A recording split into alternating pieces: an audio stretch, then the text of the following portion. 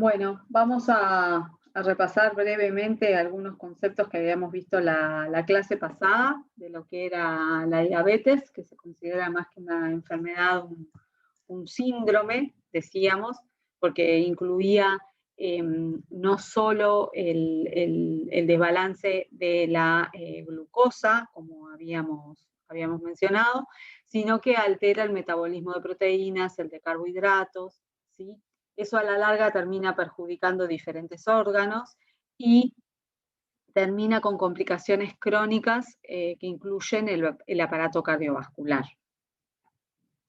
Bueno, habíamos visto cómo se secretaba la insulina por parte de las células beta pancreáticas, que el principal secretagogo de insulina es la glucosa que entra al páncreas.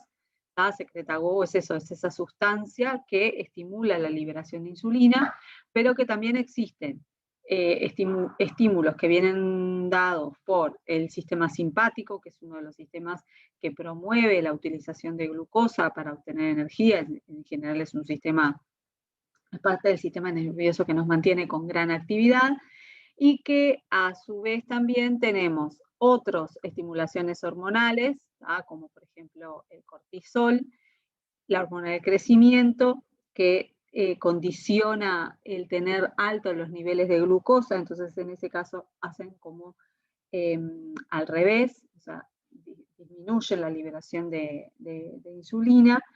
Debí decir que el sistema simpático tiene una actividad dual. Hay ciertos receptores que promueven la liberación y otros que frenan la liberación de insulina. Pero en general en la mañana, que es cuando tenemos el sistema simpático más elevado, priman la inhibición de la liberación de insulina, porque necesitamos grandes niveles de glucosa circulante. Y bueno, y los otros secretagogos de insulina que tienen que ver mucho con lo que son las comidas son las incretinas, porque en general la insulina está muy supeditada a su liberación a los niveles de glucosa circulantes, y eso a su vez está muy ligado a las ingestas.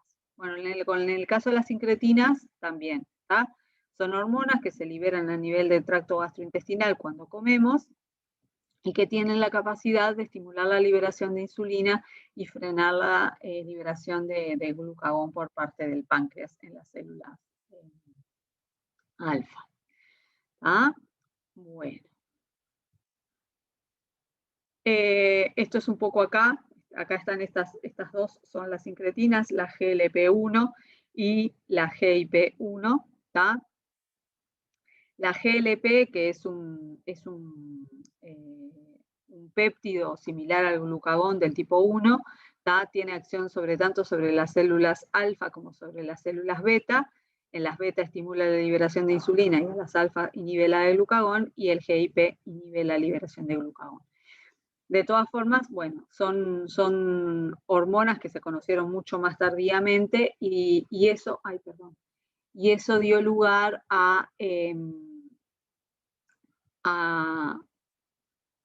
un grupo farmacológico de más reciente incorporación en diabetes. Bueno, repasamos un poco lo que tenía que ver con el mecanismo de acción de la insulina, ¿sí?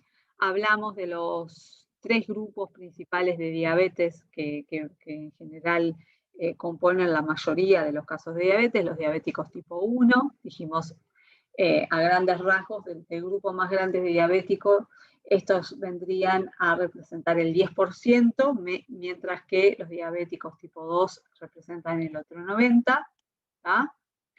Habíamos visto que la diferencia entre estos dos tipos de diabetes era la etiología autoinmune de la diabetes tipo 1, su comienzo a edades tempranas, mientras que la diabetes tipo 2 está mucho más asociada con hábitos, con otras patologías concomitantes como hipertensión o problemas cardiovasculares, síndrome metabólico, ¿sí? Y tiene un comienzo bastante más tardío. Habíamos hablado de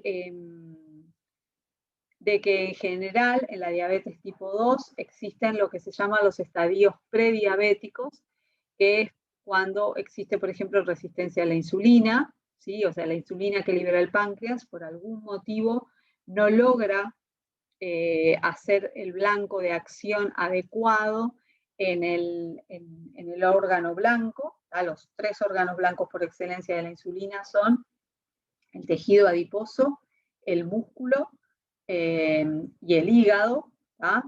Y en esos tejidos, bueno, la insulina, ya sea porque ella no tiene la calidad suficiente, porque los receptores para insulina en los tejidos blancos comienzan a perder sensibilidad, pero bueno, se genera esa resistencia. Mientras el paciente es resistente a la insulina, lo que hace el páncreas es tratar de aumentar la liberación de insulina para bajar los niveles de glucosa y dentro, vamos a decir, en un principio, durante un tiempo, lo logra. Entonces, el paciente comienza a tener valores elevados de insulina, pero mantiene los niveles de glucosa dentro de lo que se consideran valores normales. Lo que pasa es que con el correr del tiempo, el páncreas, ¿sí?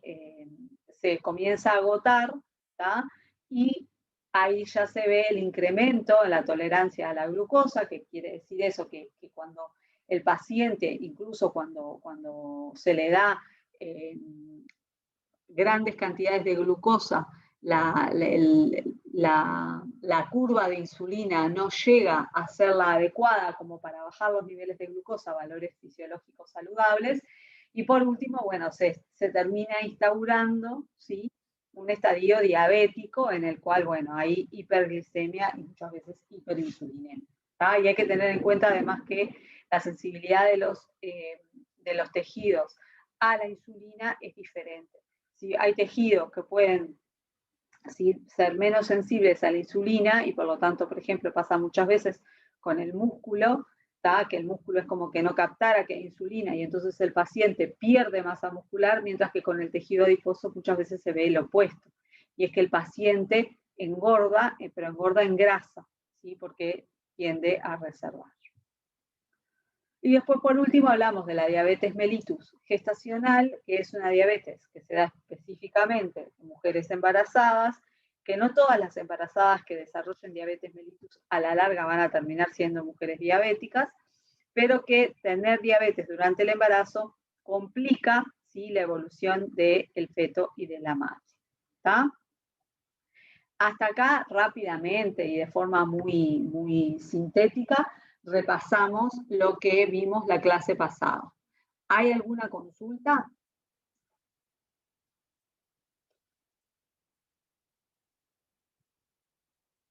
Asumo que no. Bien. Entonces, ¿sí? Hay otros tipos de diabetes, mellitus, asociados a otro tipo de fenómenos, que nosotros no vamos a entrar en detalle simplemente porque no son las de mayor prevalencia a nivel de nuestra población. Pero, por ejemplo, hay diabetes mellitus secundaria, unas asociadas a patologías, pero otras también asociadas a fármacos. Por ejemplo, nosotros cuando vimos hipertensión hablamos de que los tiazídicos y la furosemida, que no está, pero debería, que aumentan la glicemia, entonces, en general, en un paciente que ya tiene una cierta tendencia a desarrollar diabetes, bueno, estos fármacos son prodiabetogénicos. Los glucocorticoides, también, que los vamos a ver más adelante, tienden a aumentar los niveles de glucosa. Las hormonas tiroideas, T3 y T4 también. Podríamos mencionar un fármaco que lo vamos a ver más adelante cuando veamos inmunosupresores, como el tacrolimus, también es prodiabetogénico. Entonces también hay que tener en cuenta que hay ciertos pacientes que desarrollan diabetes porque ya tenían una predisposición, pero a su vez porque comienzan con ciertos fármacos que pueden precipitar su comienzo. Tener diabetes es algo que, como dijimos, para la mayoría de los pacientes, para ese 90% que presenta una diabetes tipo 2, a veces es muy complejo de explicar por qué es malo tener diabetes. Porque en general es una enfermedad que comienza de forma silente y el paciente no tiene grandes molestias. Sin embargo, la acumulación de glucosa en sangre, ¿tá? Lo que termina es produciendo procesos que se llaman de glicosilación no enzimática, ¿tá? O sea, la glucosa se termina uniendo a muchos tipos de proteínas en muchos tipos de tejidos, ¿sí? Dando lugar a como si fueran productos aberrantes, en definitiva. ¿Y eso que determina? Bueno, que esos órganos, esos tejidos, comiencen a mal funcionar. ¿Tá? Entonces, hay mal funcionamiento de la parte cardiovascular, hay mal funcionamiento de los nervios, ¿tá? A nivel, por ejemplo, de ojo y a nivel de nervios periféricos en miembros inferiores, ¿tá? Lo que yo les decía, las glicosilaciones a nivel renal determinan un mal funcionamiento del riñón y el riñón comienza a permitir la filtración de proteínas, o sea, comienza a quedarse como una especie de colador, porque esas glicosilaciones le cambian la respuesta, ¿sí? de dilatación y constricción cuando corresponde, ¿no? En los cambios de flujo sanguíneo, de presión, y eso hace que el paciente con diabetes tenga un alto riesgo de ser un paciente que termine en la lista de trasplantados renales. ¿Tá? Lo mismo pasa con la aterosclerosis, ¿sí? Tener una dislipemia y tener una diabetes son como patologías o síndromes que van como muy enrabados. ¿Tá? Bueno, el diabético tiene en general, bueno, por todas estas patologías cardiovasculares, mala circulación, ¿sí? Eso en principio. Tiene estos dolores a nivel de los miembros inferiores, las neuropatías, como a su vez además necesita de un cuidado muy especial a nivel de manos y de pies. Sobre todo de pies, el paciente diabético debe usar calzados especiales para prevenir cualquier tipo de lesión. Y el gran problema que sufren es que con los altos niveles de glucosa frente a cualquier tipo de lesión existen infecciones. Muchas veces esas infecciones terminan con necrosis y la necrosis en amputaciones. ¿Tá? Las amputaciones comienzan por algo bastante pequeño, como puede ser un dedo, pero pueden terminar con amputaciones de toda una pierna. ¿Tá?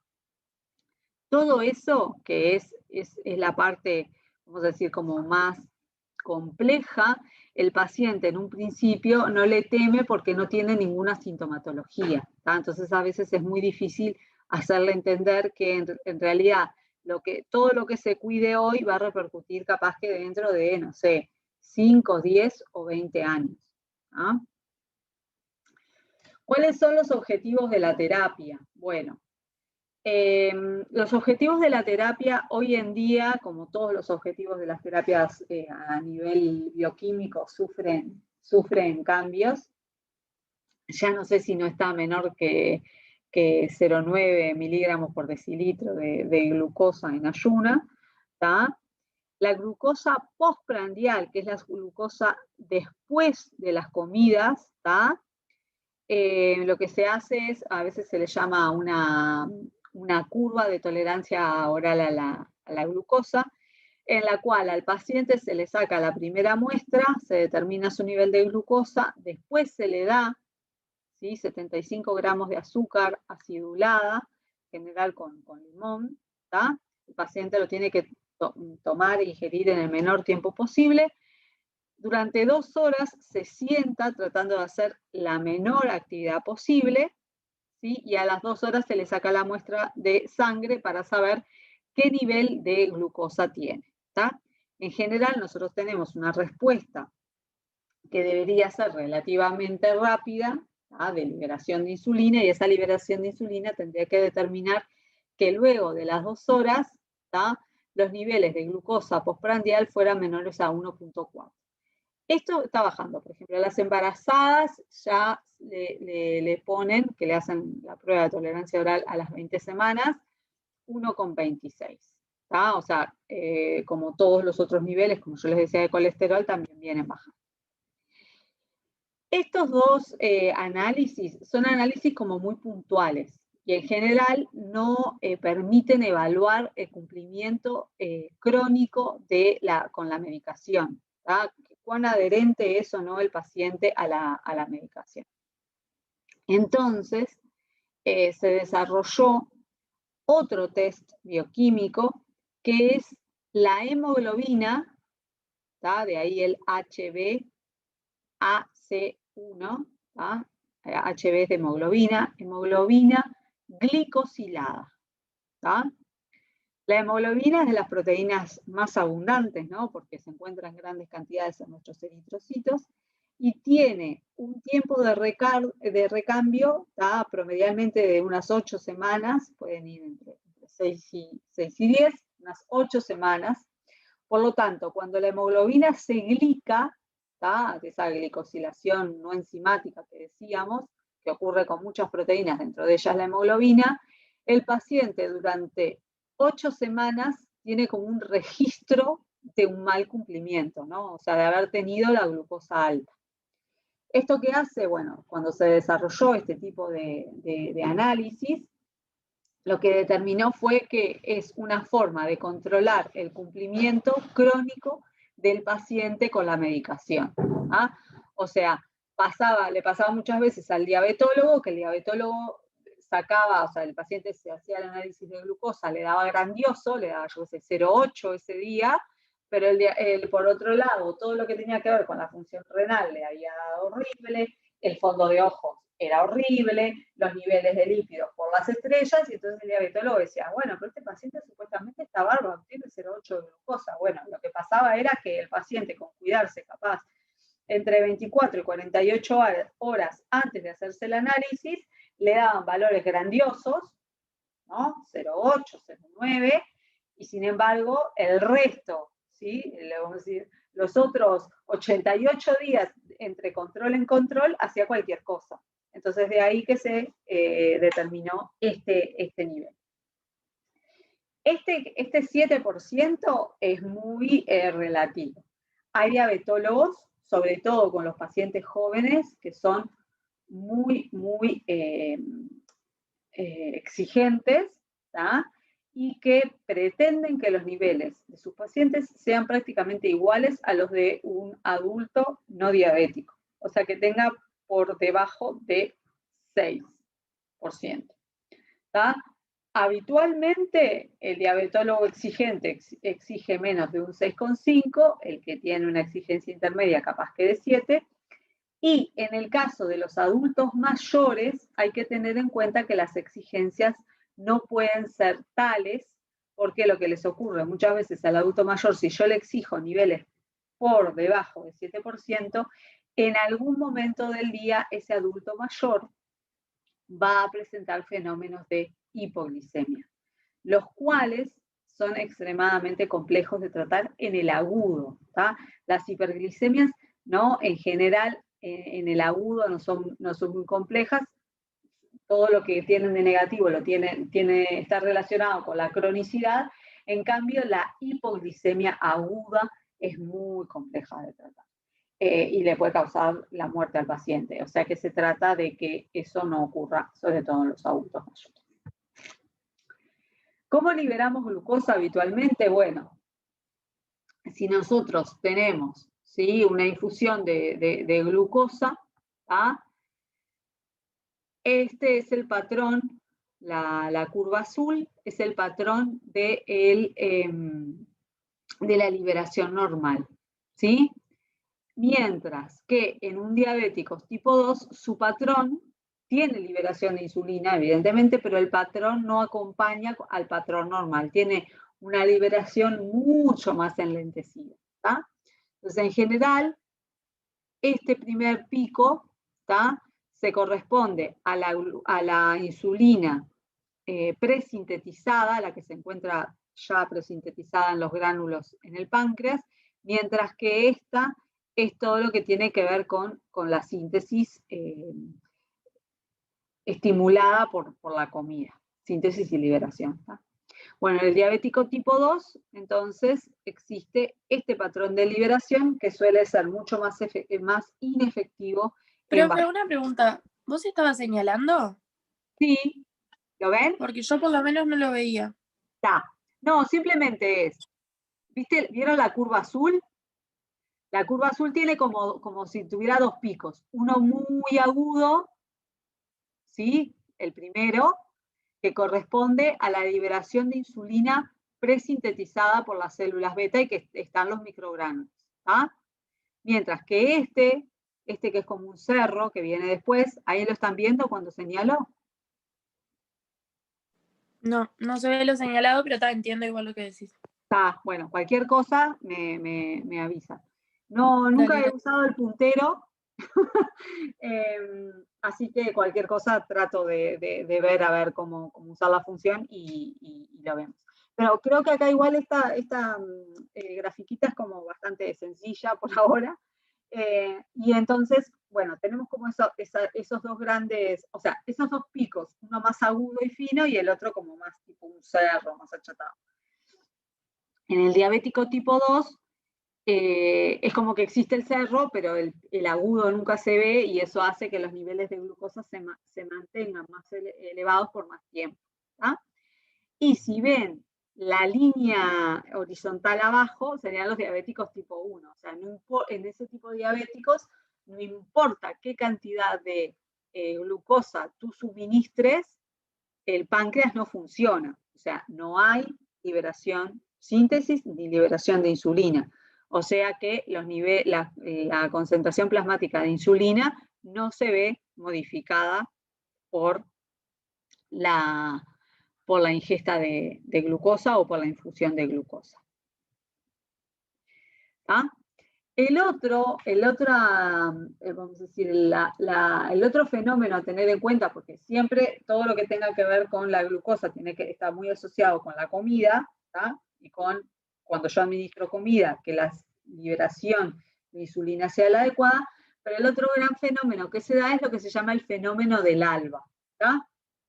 Nosotros, en general, mientras dormimos, nuestro organismo es como que se va preparando para el despertar. Y en el despertar nos tenemos que preparar para la actividad y para alimentar en buena medida a los órganos que así lo necesiten, ¿no? Músculo, cerebro, tejido cardíaco, ¿sí? Porque la idea es tener la suficiente cantidad de energía como para afrontar el día. ¿Qué ocurre o cómo hace el organismo ahí? Bueno, hay una gran cantidad de hormonas, ¿no? Está la hormona de crecimiento, está el cortisol, está la adrenalina, ¿tá? Todas esas hormonas lo que hacen es tender a aumentar los niveles de glucosa, ¿tá? Que obviamente en un paciente no diabético aumenta los niveles de glucosa, pero no hasta niveles patológicos, ¿tá? Pero como ven en el último párrafo, en los pacientes diabéticos el fenómeno del alba está incrementado, ¿tá? Entonces tienen una glicemia, ¿tá? En ayunas que ya está por encima de los valores saludables. O sea, ya se levantan con una hiperglicemia, ¿tá? Entonces, en esos casos, bueno, una de las cosas que se propone ahí es que hay que ajustar la toma de los antidiabéticos de la noche anterior. Cuestión de que el paciente no le pase esto, que aún a veces no habiendo comido, ya se levanta con niveles de glucosa elevados. ¿Tá?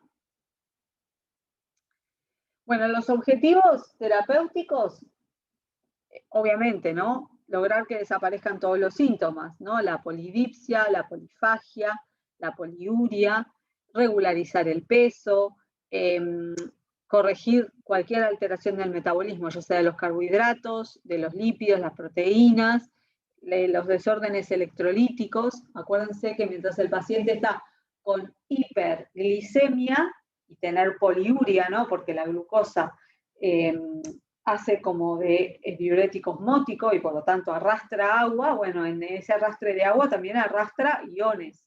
O sea que puede haber grandes pérdidas de iones por acompañamiento de grandes volúmenes de agua. Entonces, eso también se trata de corregir.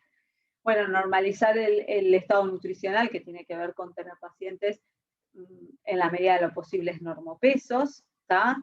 Prevenir las apariciones tanto de las complicaciones agudas como de las crónicas, ¿tá? Tratar de tratar los factores de riesgo, ¿no? El sedentarismo, la ingesta de alcohol, el tabaco, ¿sí? Y de forma de que el paciente, bueno, tenga, ¿no? O sea, conviva con la enfermedad por el mayor tiempo posible y con la mejor calidad de vida.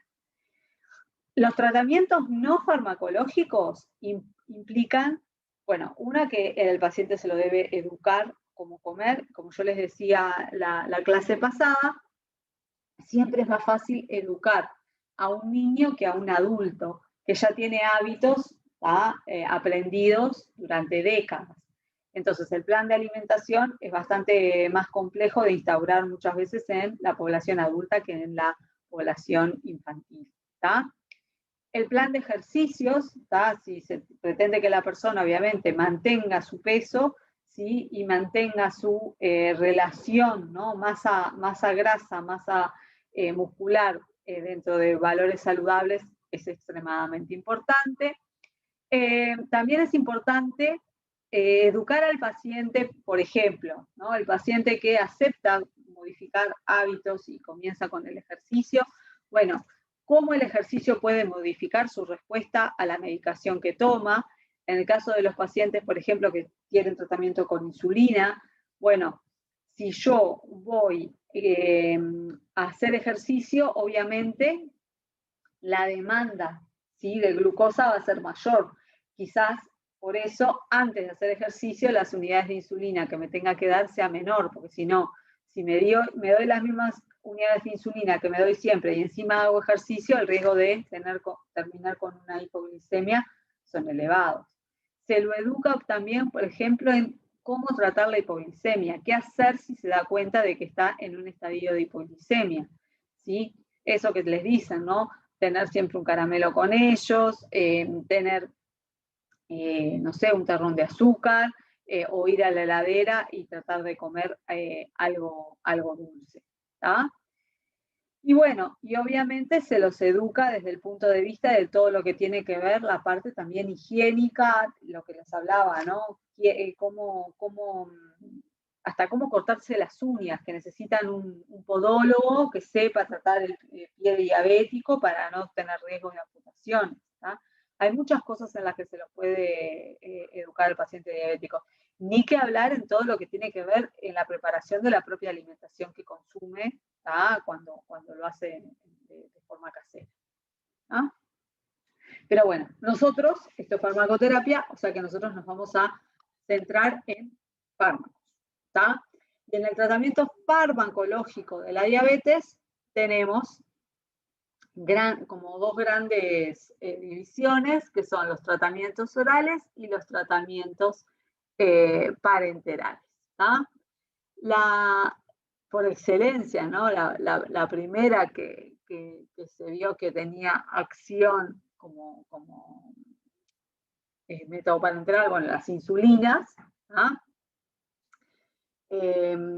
Las insulinas para los diabéticos tipo 1 son la única opción de tratamiento, ¿ah? O sea, tienen un páncreas que no secreta insulina, o sea que lo que hay que darle es insulina.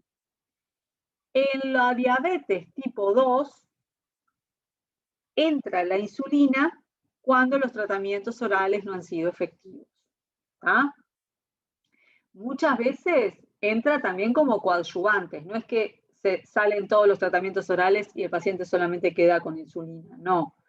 Queda con la menor cantidad de insulina como para sinergizar acciones con los tratamientos orales que el paciente ya tenga, ¿no?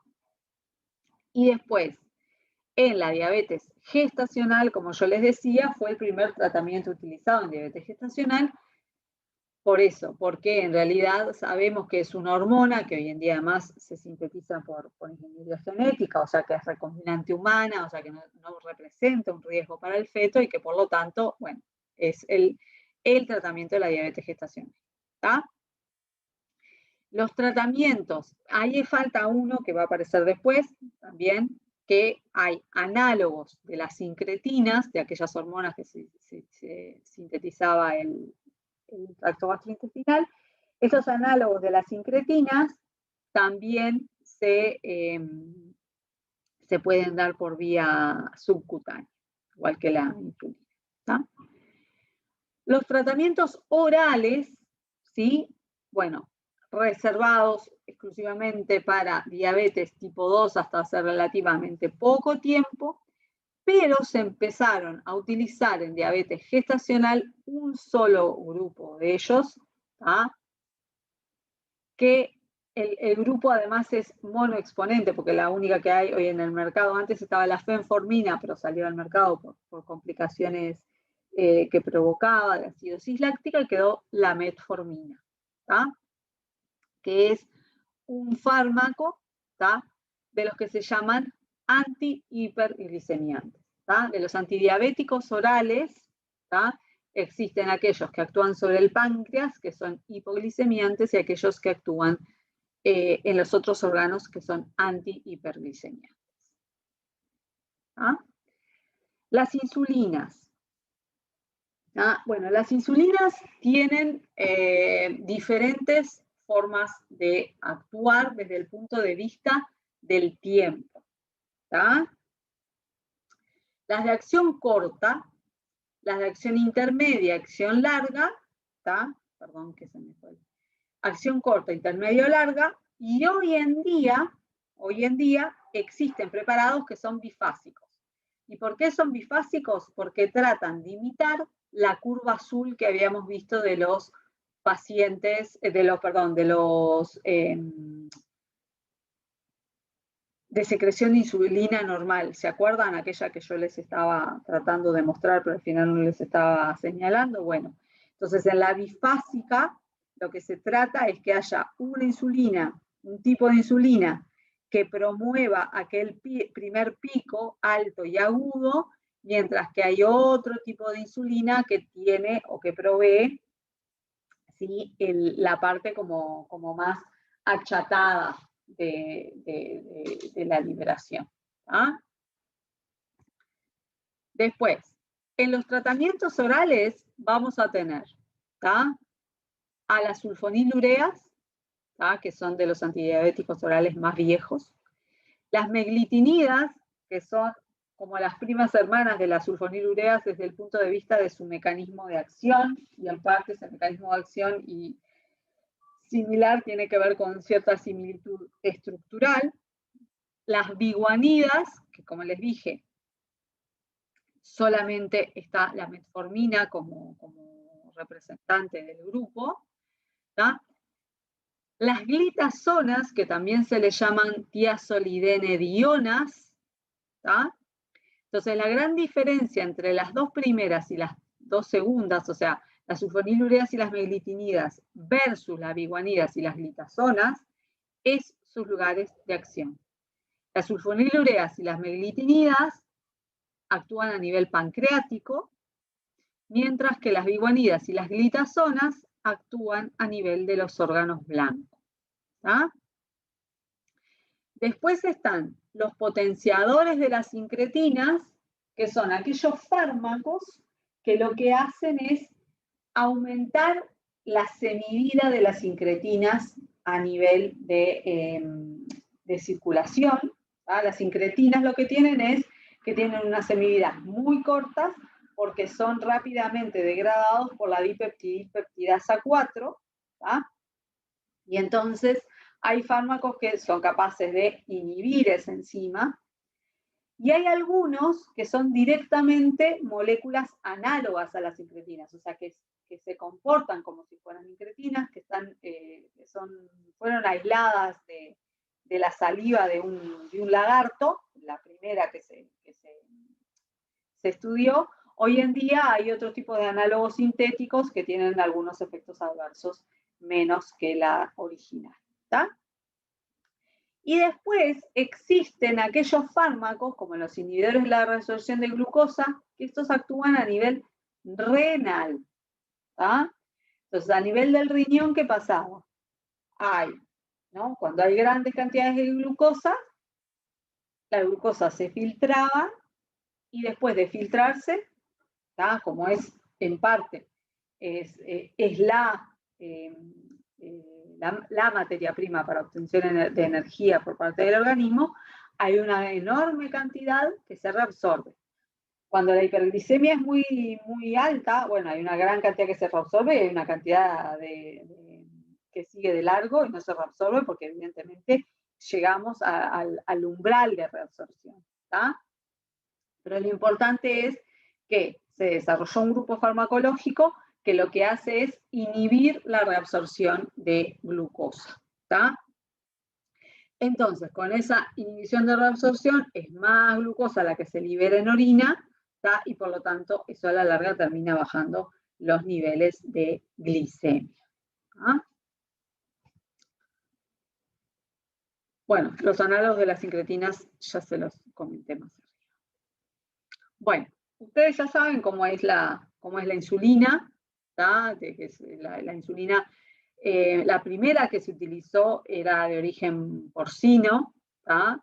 Y bueno, las características, o sea, o el saber cuáles son las características de la insulina humana dio lugar, después ahora lo que vamos a ver, a cómo se fueron modificando las insulinas recombinantes para poder, por ejemplo, condicionar la forma de circulación, para poder condicionar los tiempos de unión, ¿sí? a los receptores, ¿tá? Para poder condicionar, por ejemplo, el pH de las suspensiones o de las soluciones en las cuales se vehiculiza. ¿Ah? Bueno, esta es la estructura que conocemos todos de bioquímica. ¿Ah?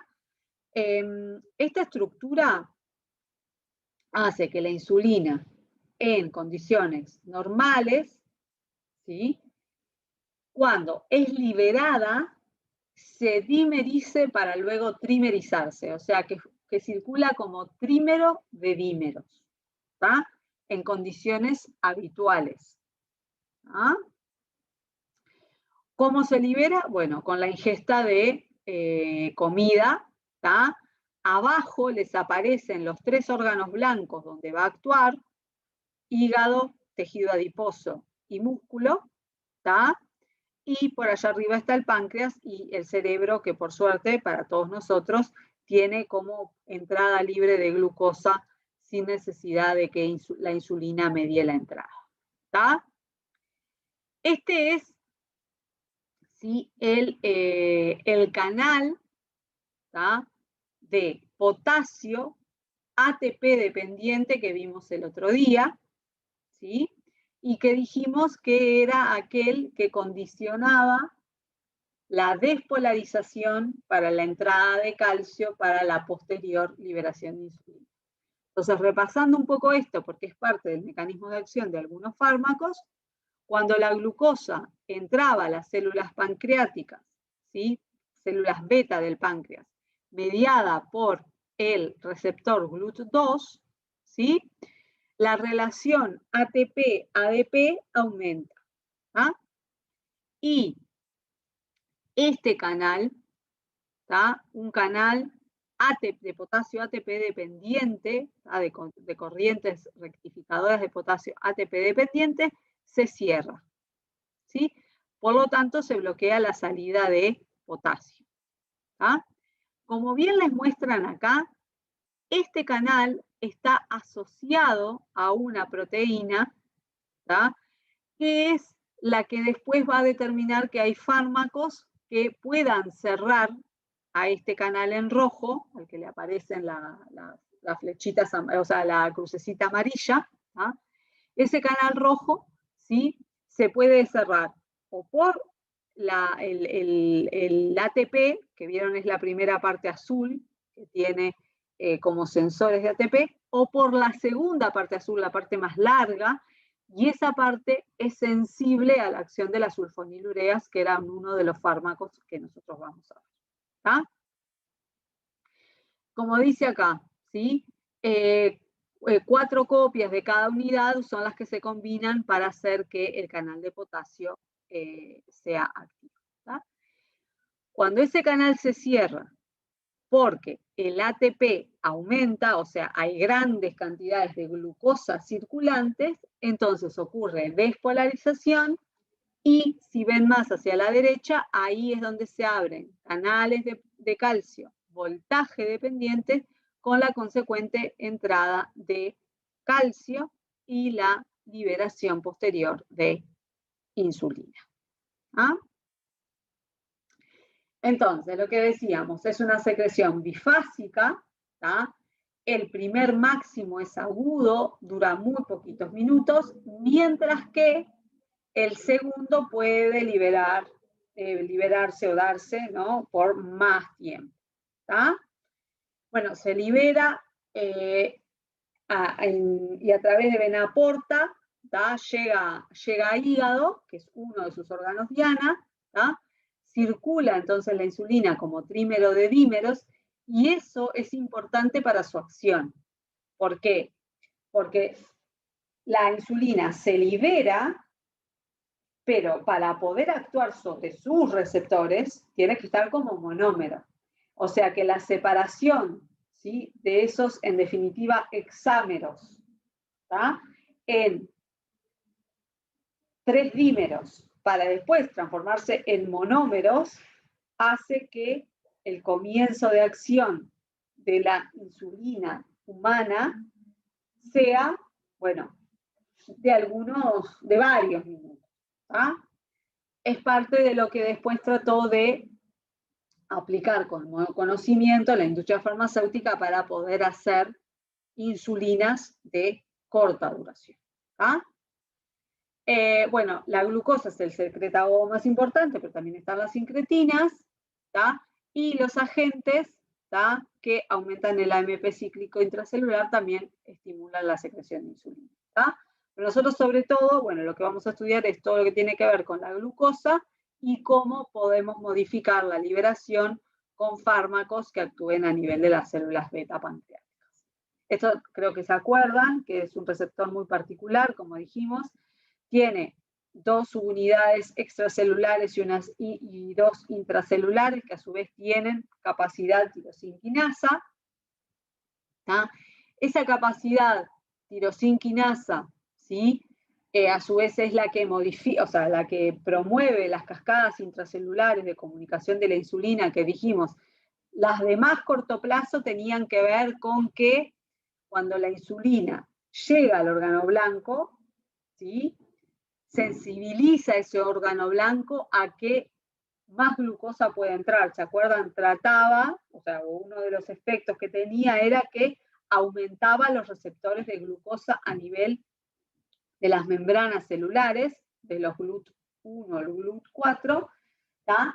Pero tiene otras acciones que son más a largo plazo, que tienen que ver con el aumento, ¿sí?, en la síntesis y en la actividad de todas aquellas, por ejemplo, enzimas que promueven la síntesis de glucógeno, ¿tá?, como forma de que la glucosa que entre, por ejemplo, a músculo o a hígado, después de que es utilizada para obtener energía, pueda ser almacenada, ¿tá?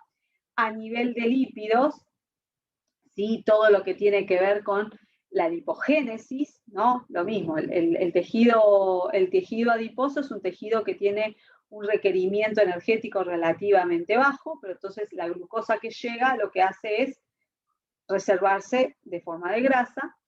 Y la otra acción, que es todavía a más largo plazo, es que la insulina a la larga termina actuando como factor de crecimiento en diferentes células. ¿Tá? Una vez que la insulina cumplió su acción, si ven el cuadro de abajo, chiquilines, ¿tá?, habla de una endocitosis dependiente de clatrina. ¿Tá? La clatrina son estos cositos como T invertida, chiquititos acá. Y la clatrina es una proteína que lo que hace es permite formar esas vesículas de endocitosis. ¿Tá? La clatrina se recicla y la insulina es degradada a nivel de las diferentes células. ¿Tá? Entonces sería como todo el ciclo de la liberación, la acción y la degradación de la insulina. ¿tá? Como les decía acá, o en los órganos blancos tenemos, bueno, la fosforilación de residuos de serina, porque es un receptor asociado a tirosinquinasa, ¿tá? Las acciones rápidas tienen que ver con aumentar los niveles de transportadores de glucosa, ahí están los GLUT4, pero también podrían estar los GLUT1, ¿tá? La más tardía, que tiene que ver con ser un factor de transcripción, es proteína activadora de mitógenos y un factor de crecimiento, y me quedo acá la intermedia, que es la que va entre los dos, que tiene que ver con esa capacidad de fosfatasas de proteínas que regula la acción de diferentes enzimas relacionadas con la gluconeogénesis, con la síntesis de glucógeno, con la síntesis de lípidos, como veníamos diciendo. Bueno, acá simplemente decirles qué tipo de glucosa hay en cada tipo de órgano blanco, ¿tá? Qué tipo de receptor de glucosa, ¿tá? O sea, en los hepatocitos están los GLUT2, ¿tá? En tejido adiposo y en tejido esquelético y cardíaco, los GLUT1 y los GLUT4, ¿tá? Los efectos hipoglucemiantes de la insulina vienen dados porque la glucosa que se consume sea, como dijimos, o degradada o almacenada, ¿tá? Y acá tiene una descripción bastante cortita para repasar a cosas que nosotros ya habíamos visto, ustedes ya habrán visto en bioquímica, ¿tá? ¿Qué tipo de insulinas? Bueno, lo que habíamos dicho, las primeras fueron porcinas, pero también hubo insulina bovina, y hoy en día los que hay son humanas. Obviamente las insulinas animales lo que traían eran como consecuencia reacciones de alergia, bueno, despertar del sistema inmune por reconocer esta proteína como algo que no era propio, ¿tá? Y hoy en día, bueno, se usa insulina humana recombinante, es la que existe en nuestro país, si bien existen mercados donde todavía quedan insulinas porcinas y bovinas, ¿tá? Desde el punto de vista, a su vez, cinético, las insulinas humanas, ¿tá? Tienen una mayor absorción subcutánea, ¿tá? Tienen un menor tiempo para alcanzar la concentración máxima, mejoran el control de la glicemia postprandial. ¿Se acuerdan? La postprandial era aquella después de la comida, ¿tá? Tienen una duración de acción más corta y tienen, lamentablemente, una mayor incidencia de hipoglicemia. Y ahí es donde comienzan a tratar de verse cómo entonces podemos mejorar las insulinas.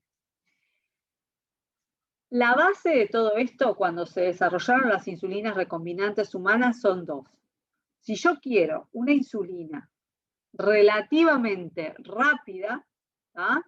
Voy a usar lo que se llama la insulina regular o cristalina, ¿tá? Es una insulina, ¿tá? que se encuentra en solución, que tiene zinc, porque el zinc, al igual que ocurre en nuestro organismo, es parte de lo que permite, ¿sí?, la formación del trímero de dímeros, ¿tá? O sea, la regular, es la insulina más parecida a la insulina humana, ¿ah? Ahora después vamos a ver los tiempos, ¿no? Que si bien es la más parecida, quizás desde el punto de vista de la adherencia y el buen uso por parte del paciente no es de lo mejor. La LPH, ¿tá?, que es una insulina también recombinante humana, tiene zinc, pero a su vez tiene protamina. La protamina es una sustancia básica que estabiliza aún más, ¿sí?, las interacciones entre las diferentes moléculas de insulina, y eso hace, ¿tá?, que una vez que lo inyecto, tiene una liberación desde el lugar de inyección y un comienzo de acción mucho más tardío. Entonces, si yo combino insulina regular con insulina NPH, lo que estoy diciendo es que la regular me va a servir para dar aquel perfil azul agudo, corto y alto, mientras que la NPH me va a servir para dar aquel perfil que era mucho más achatado, que se mantenía mucho más en el tiempo. ¿Está? Hasta acá. ¿Hay alguna duda de cómo funciona la regular y de cómo funciona la NPH?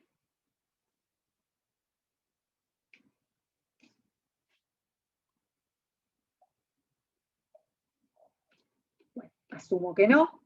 Entonces, seguimos. ¿Qué pasaba con el comienzo de acción de las insulinas regulares? Bueno, su comienzo de acción a veces era de varios minutos, capaz que 30 minutos. ¿Ah?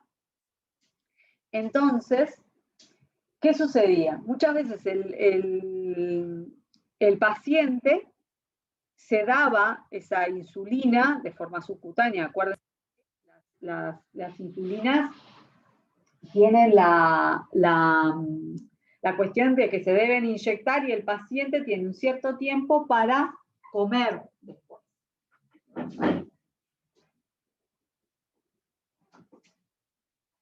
Y cuando el paciente, por alguna cuestión, por ejemplo, estaba en el trabajo, ¿sí? Y pasaba de que no podía comer a la media hora, a los 45 minutos, o lo que fuere, ¿tá? Si ya se había dado la insulina, tenía un riesgo grave de presentar una hipoglicemia.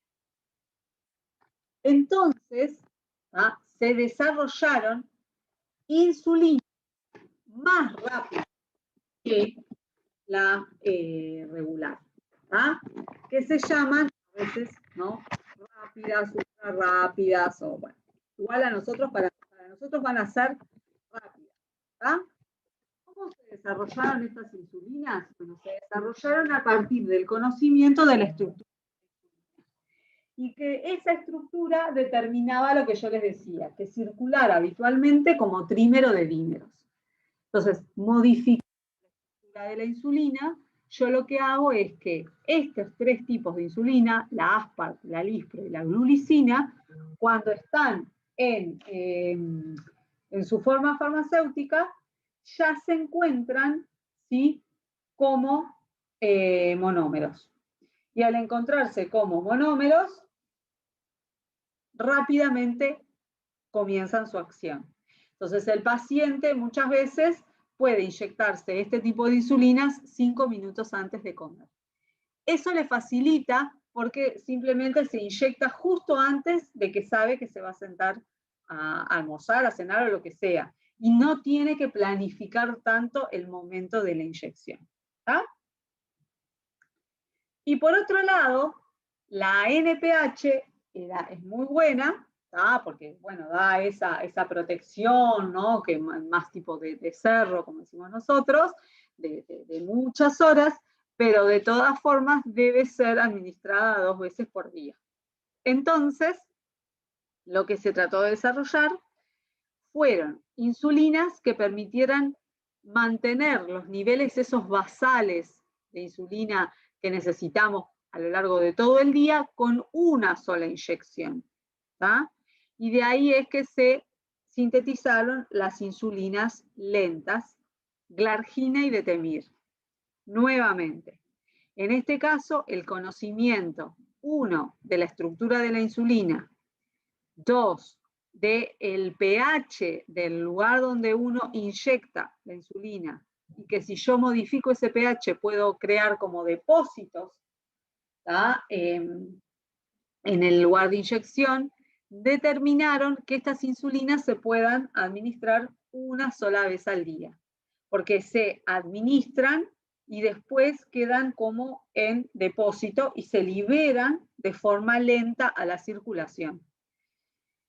Obviamente, en nuestro país todavía el uso de insulina regular y NPH está muy extendido porque las rápidas y las lentas son mucho más caras. ¿tá? Pero en pos de la mejor adherencia de los pacientes, muchas veces, bueno, se ha tratado de hacer como un viraje a insulinas rápidas o lentas. ¿tá? La cristalina, la que tienen en primer lugar, lo dice además, es una solución cristalina, ¿está? Como es una solución, además, se puede dar IV subcutánea o intramuscular, o sea, es la que se puede dar por todas las vías, ¿está? Pero las otras, por ejemplo, el NPH es una suspensión, y entonces obviamente no puede ser administrada vía IV, ¿tá? Se recomienda sobre todo su uso a nivel subcutáneo. Las rápidas, ¿tá? Y las lentas en general vienen en lo que se llama lapiceras prellenadas. Y esas lapiceras solo se pueden administrar por vía subcutánea, ¿tá? La regular y la NPH vienen en viales para inyección, y de ahí que, bueno, si uno quisiera, por ejemplo, la regular la puede administrar por vía IV, porque puede sacar con jeringa y directamente administrar en vena. ¿Está? Y bueno, y después vinieron al mercado estas que les decía yo, que son las bifásicas, o sea, aquellas en las cuales yo en la misma forma farmacéutica combino dos tipos de insulinas, y de esa forma logro que el paciente tenga, tras una única administración, primero el pico agudo y después, ¿sí?, aquel otro cerro azul, así como una ondulación de insulina que es más larga en el tiempo. ¿Está? Desde el punto de vista estructural, entonces, la cristalina es igual a la insulina humana. La Lispro tiene su nombre porque residuos de prolina y de lisina de la cadena beta se invierten. La Aspart, porque la prolina se sustituye por ácido aspártico también. La glulicina, ¿tá?, porque hay un residuo asparagina que se sustituye por lisina, y la lisina, una lisina que se sustituye por ácido glutámico. Esas sustituciones, entonces, lo que logran es que en lugar de circular como trímeros y dímeros, circulen como monómeros. ¿Está? La intermedia o NPH, lo que le hicieron es, además del zinc que tiene la insulina cristalina, le agregaron protamina. La protamina, que es muy básica, ¿tá?, lo que provoca es que se estabilicen los conglomerados de insulina y que la liberación de la insulina sea lenta. De ahí que se ve, ¿no?, la curva de insulina de una forma como muy extendida en el tiempo. La glargina, ¿tá?, es una insulina, ¿tá?, en la cual se le hicieron modificaciones a la cadena de insulina, a las cadenas de la insulina. O sea, se le agregaron dos residuos de arginina en la cadena beta, ¿tá?, y una asparagina se sustituye por glicina en la cadena alfa.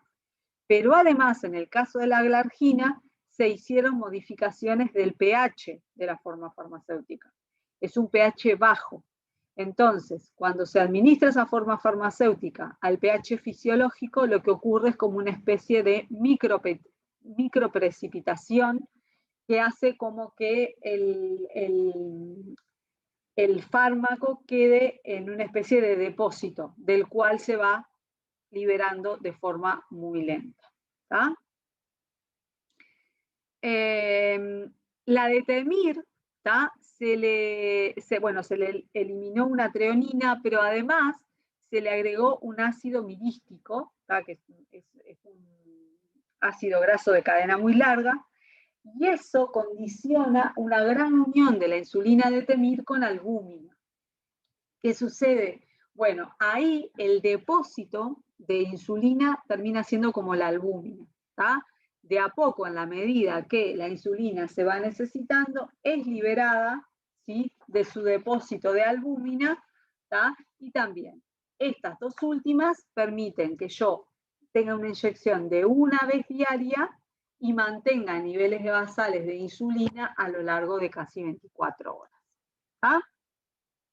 Y en el caso, ¿tá?, de la bifásica, se hizo con un 30% de aspartica rápida, o sea, de la que está arriba, y el otro 70% se puso insulina aspart, pero se la estabilizó con protamina, o sea, con la sustancia esta básica que usaba la NPH. Entonces, de esa forma yo tengo una parte de lo que yo inyecto se libera de forma rápida produciendo el pico, mientras que la otra parte se libera de forma mucho más lenta produciendo ese pequeño cerro que viene al final. ¿Está? Bueno, acá un poco de lo que decíamos, ¿no? Las insulinas que se liberan como, o sea, que se inyectan ya como monómeros, ¿está? Y, bueno, una de las cosas que decíamos es, el inicio es muy rápido, ¿está? La duración es mucho más corta y por lo tanto, bueno, eso hace que el paciente mejore su adherencia con las comidas, ¿está? O sea, hay pacientes, por eso digo, que no tienen o tienen un estilo de vida que quizás no amerite el gasto en una insulina de este tipo, ¿no? Tienen un tipo de trabajo que, bueno, que siempre es muy rutinario, que la persona ya media hora antes sabe que va a comer, que va a tener su hora de descanso, lo que sea. Ahora, el paciente que tiene como días bastante complejos y que no todos los días son iguales, este tipo de insulinas les cambió la vida, porque no necesitan atenerse tanto a la inyección o no del fármaco para la ingesta, ¿no? Bueno, acá estaba algo que quería, decía, la insulina humana que venían de A2 para ponerse de A3 y los análogos rápidos que ya vienen como monómeros. ¿Tá? Esta, chiquilines, tiene que ver con los cambios que les comentaba recién, ¿no? ¿Qué cambios se habían hecho y a nivel de qué cadenas? ¿Tá? Simplemente les queda, para lo que les gusta más, la parte estructural para irlos bien. ¿Tá? Bien. Bueno, había antes, hoy en día para mí están casi en desuso, pero otro tipo de insulina, ¿tá? De acción lenta, que tenían que ver con las insulinas del tipo amorfa. En lugar de hacer los preparados cristalinos, ¿tá? Eran insulinas amorfas en los cuales los tamaños de gránulo eran diferentes, ¿tá? Se usaban diferentes tipos de pH, diferentes tipos de bufferes, y de esa forma se lograban construir perfiles de insulina muy diferentes, ¿tá? Pero si ustedes, vamos a decir, van a trabajar en un futuro, por ejemplo, en lo que tiene que ver con la parte asistencial, bueno, las que tienen que ver con lo que les acabo de escribir, la regular, la NPH, las rápidas, aspar, lispro, glulicina, y las lentas, Clargina, Detemir y la bifásica, aspart, bueno, esas son las insulinas que hoy en día se manejan en el mundo de la diabetes, o por ahora, ¿tá? Así que voy a pasar estas otras un poco por ahí, ¿tá? Bueno, la glargina, ¿tá? Lo que yo les decía, tiene un pH de 4,5 y por lo tanto al pH normal de los tejidos precipita y eso hace que su absorción sea muy lenta y sostenida. ¿tá? Tiene una farmacocinética similar a la NPH, ¿tá? Pero en general mantiene niveles más estables que la NPH durante 24 horas. ¿tá? Acá están los cambios, ¿tá? De las sustituciones, ¿sí? Y bueno, lo que hablábamos de la inyección. ¿tá? En la parte que ustedes tienen más a la izquierda, tienen a la glargina, ¿tá? Y el agrupamiento y eso que les decía, o sea, se inyecta y precipita, y tiene una curva como la de abajo, ¿tá? Que es relativamente poco pronunciada durante 24 horas. La de más a la derecha es la de Temir, ¿tá? Que tiene una curva un poco más pronunciada, pero igual está pensada para ser administrada durante 24 horas. Y si ven en la parte de torrente sanguíneo, ¿sí? Hay una parte que está en amarillito, que es la albúmina, que era lo que yo les decía. La albúmina termina haciendo o ayudando a hacer de depósito de la insulina de Temir. Y eso está dado por la asociación, o sea, si solamente fuera insulina, la insulina puede circular libre. En cambio, como le asociaron el ácido mirístico, que es muy lipófilo, bueno, la insulina se transforma en la proteína plasmática que transporta la insulina de Temir y en parte en su reservorio para de ahí después irse liberando lentamente. ¿Está?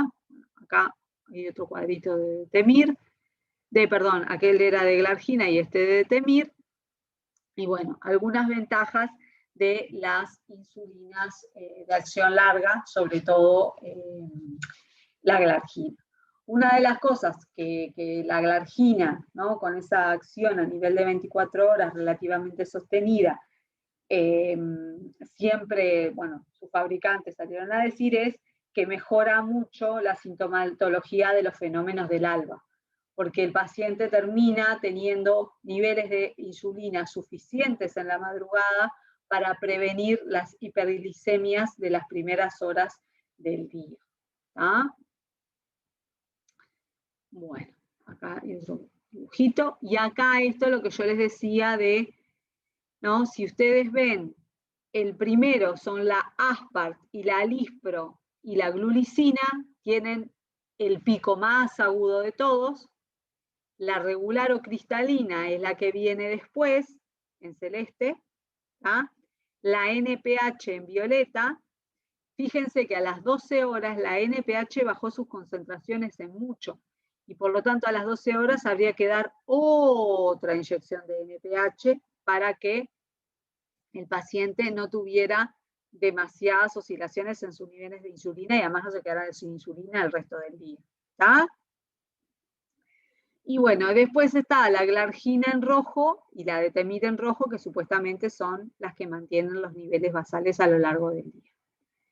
¿Cuáles son las formas de administrar insulina? Bueno, en general las formas tienen que ver con los momentos donde el paciente come, ¿sí? Desayuno, almuerzo y cena, y ahí las opciones son Aspart, Lispro o glulicina o regular, o cristalina, esos son en los momentos de las comidas, y después para mantener los niveles con la menor variación posible de insulina tenemos o a la NPH, que en general son 2 tomas diarias, o a glargina o de Temir, que en general son una toma. Cuando digo toma, no de tomar de forma oral, ¿no? Entiéndase que es una administración. Los dispositivos de inyección y los lugares de inyección. Eso es otra cosa súper importante con la insulina. Como ven en el macaquito que tiene marcados los lugares en celeste, esos son los lugares habituales de inyección de insulina. ¿Tá? Los músculos, los costados de la cintura, tanto hacia adelante y hacia atrás, y los brazos, tanto hacia adelante como hacia atrás. ¿Tá? Es súper importante que el paciente entienda que del lugar donde se inyecta puede depender cuánto demore en tener efecto. Si el paciente tiene sobrepeso, tiene obesidad, ¿tá? Y tiene la obesidad muchas veces típica del paciente tipo 2, que es una obesidad centrípeta, o sea, que en el tronco tiene obesidad, ¿tá? Si yo inyecto insulina dentro de un tejido como el adiposo, que es poco vascularizado, ¿tá? El tiempo que demora desde el lugar de inyección hasta que realmente, ¿no?, llega a circulación y ahí realiza su efecto es mucho más largo que si yo inyecto en lugares donde inyecto directamente a músculo, que es un tejido mucho más vascularizado y que por lo tanto en general es rápidamente arrastrado por circulación. ¿Tá? Eso es importante que el paciente lo tenga en cuenta. ¿Ah? De lo que hay a la izquierda, chiquilines, bueno, tienen insulina regular insulina NPH en sus viales, y esa jeringuilla, que el paciente lo que hace es sacar con la jeringuilla del vial que corresponde, y con eso, bueno, administrarse. Todas las jeringuillas vienen iguales y dicen, ¿no?, las unidades, tantas UI. O sea, tantas UI, que es la medida para las insulinas, ¿sí? La medida de administración. Y después tenemos las otras dos que están abajo, que son los dispositivos tipo lapicera. En el de arriba es una lapicera cartucho, ¿tá?, en el cual la lapicera se separa del cartucho, y el cartucho lo que se va haciendo es se intercambia el cartucho, ¿tá? Siempre la misma lapicera corresponde al mismo tipo de insulina, o sea, ¿no? Ahí no puedo intercambiar cartuchos, una es Aspart y Detemir no van a ir en la misma lapicera, por ejemplo, ¿tá? Entonces, el paciente lo que tiene es en el tope, en la parte de arriba de la lapicera, la posibilidad de hacer girar y ver cuántas unidades se va a inyectar, ¿tá? Cuando se le termina el cartucho, lo que hace es descarta el cartucho y lo reemplaza por uno nuevo, ¿tá? En cambio, en la de abajo es una lapicera entera, ¿tá? Entonces, cuando se termina el lugar donde está la forma farmacéutica, o sea, el cartucho, que yo les señalo, me encanta porque yo les señalo la pantalla como si ustedes pudieran ver mi dedo, pero bueno, ven en la punta donde está ese cartucho no es removible. La lapicera se descarta en su totalidad y se le da al paciente una nueva lapicera, ¿tá? Bueno, tienen varias cuestiones de seguridad, bueno, para que el paciente controle, haberse dado las unidades adecuadas, ¿tá? Y la otra que está abajo del chico este que parece muy diabético, que se está dando la inyección con la jeringuilla, abajo vieron que hay una persona que tiene como un aparato instalado, ¿tá? En ese caso lo que tenemos es una bomba de insulina, ¿tá?, que es un aparato bastante más complejo, ¿tá?, pero mucho más ideal desde el punto de vista de la administración. ¿Por qué? Porque este aparato lo que hace es censar los niveles de glucosa del individuo que usa el aparato, y luego de que censa, lo que hace es liberar la suficiente cantidad de insulina para mantener los niveles de glucosa por debajo de lo que está seteado que tienen que estar, ¿tá? Entonces, de esa forma, es como un tratamiento mucho más a medida, ¿tá? Una de las cosas súper importantes que tiene el tratamiento de la diabetes es que realmente permite muchas veces un tratamiento mucho más a la medida del paciente que otros tratamientos por vía oral. Porque, por ejemplo, el médico le dice, bueno, si usted tiene la glucosa por encima de tanto, se da tantas unidades. Si usted tiene la glucosa entre tanto y tanto, se da tantas unidades. Y si usted tiene la glucosa por encima de tanto, se da tantas unidades. O sea, no hay, como por ejemplo, en los tratamientos para la hipertensión, eso de, bueno, todos los días me tomo el enalapril, la misma dosis, mañana y tarde, y ya está. No, acá el tratamiento se basa en que el paciente pueda ir controlando su glicemia y que quizás, si todo acompaña, cada vez pueda utilizar menos insulina. Pero por lo menos, si no puede utilizar menos, sabe que dependiendo de la glicemia que tiene, las unidades de insulina pueden llegar a ser diferentes, ¿tá? ¿Alguna pregunta hasta acá, chiquilines, de las insulinas? No. Bien. Los efectos adversos de las insulinas, ¿tá?, se dividen como en dos grandes tipos, ¿tá?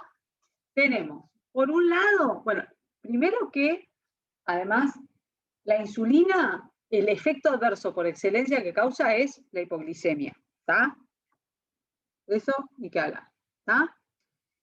En general, cuando yo tengo, ¿tá?, una persona con hipoglicemia de forma como aguda, lo que el paciente ve es las palpitaciones, la sudoración, ansiedad y temblor.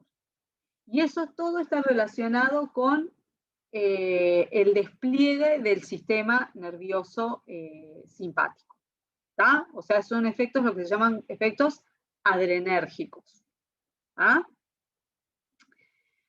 Cuando el efecto, vamos a decir, es un efecto que se viene como prolongando en el tiempo. El paciente está con una hipoglicemia, no capaz que muy, o sea, no tiene una glicemia re baja, pero es como una hipoglicemia media cronificada, se llaman. En ese caso, lo que se reconocen son sintomatologías del neuroglucopénico, o sea, de tener bajos niveles de glucosa a nivel del sistema nervioso. Entonces a esos pacientes se le ve falta de concentración, fatiga, confusión, ¿sí?, conducta extraña, convulsiones, coma, ¿tá? Igual, como, vamos a decir, como generalidades, ¿tá?, lo que el paciente está presentando es hipoglicemia asociado al efecto adverso de la insulina. ¿Tá? ¿Por qué se pueden dar a veces estos efectos adversos cuando el paciente ya venía controlado? Bueno, por lo que hablábamos hoy. Si el paciente no fue educado adecuadamente de que no es lo mismo darse insulina el día que va a hacer o no va a hacer ejercicio. Si el paciente no fue educado de que dependiendo del lugar del cuerpo donde se da la insulina, el comienzo de acción y los tiempos de duración son diferentes, ¿tá? Entonces, en general, ¿tá?, le pueden pasar este tipo de cosas. Los síntomas adrenérgicos, o sea, de hipoglicemia más como aguda, en general están más relacionados con las formas farmacéuticas rápidas, ¿tá?, con la Aspar, la Lispro, la glulicina o la cristalina, ¿tá?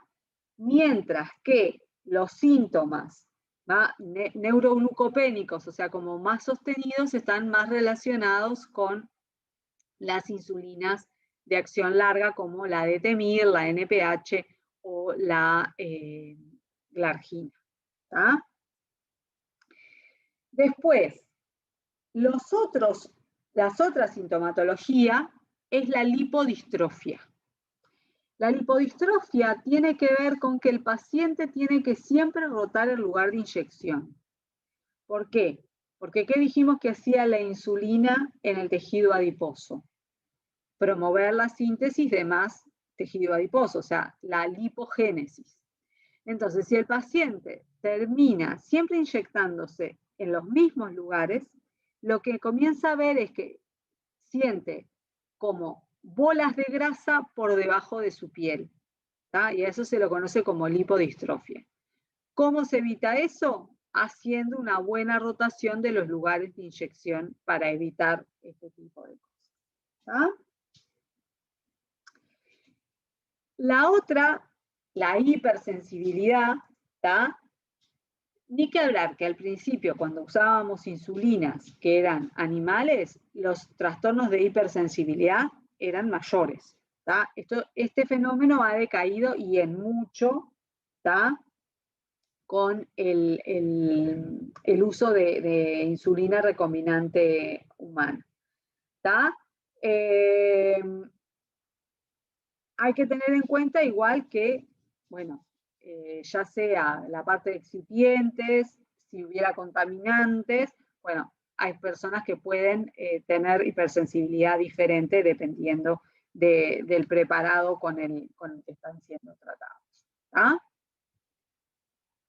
Bueno, y acá un poco como para dividir como los grandes grupos, ¿tá?, lo de la formación hexámeros o no, lo de la liberación lenta, lo de la menor frecuencia de hipoglucemias nocturnas, ¿tá?, Y bueno, lo que hablábamos de los picos bien agudos, pero la desaparición más rápida. ¿Ah? Bueno. Y ahora vamos a comenzar con la parte de tratamientos orales. Bueno. Estuvimos hablando entonces hasta ahora de tratamientos con insulina. ¿Qué dijimos? Tratamientos con insulinas son aquellos que sí o sí reciben los pacientes con diabetes mellitus tipo 1, y las embarazadas, aunque hoy en día también pueden recibir tratamientos orales. ¿Ah? Y como dijimos la clase anterior, el diabético tipo 2, si no responde a los tratamientos orales, que son los que vamos a ver ahora, también puede llegar a recibir insulina como forma de control de su diabetes. ¿Tá? Entonces, bueno, acá tienen un poco, es como un gran resumen de diabetes mellitus, cuáles son sus complicaciones, cómo se evalúa, cómo se la clasifica, ¿tá? De acuerdo a los tipos. ¿Tá? Acuérdense que hoy en día ya no se usa lo de insulino y no insulino dependiente. ¿Tá? Y nos vamos a ir ahora a los tratamientos, ¿tá? De la diabetes tipo 2. El objetivo nuevamente, ¿sí? Es mejorarla, o sea, que el paciente mantenga una buena calidad de vida, pero hay que tener en cuenta que en el diabético tipo 2, las complicaciones macrovasculares son las que mayoritariamente se asocian a mortalidad. ¿Tá? Todo lo que tiene que ver con cardiopatías, hipertensión, ¿sí? Accidentes cerebrovasculares, todo eso hace del diabético tipo 2 un paciente con una alta prevalencia de mortalidad por patologías cardiovasculares. ¿Ah?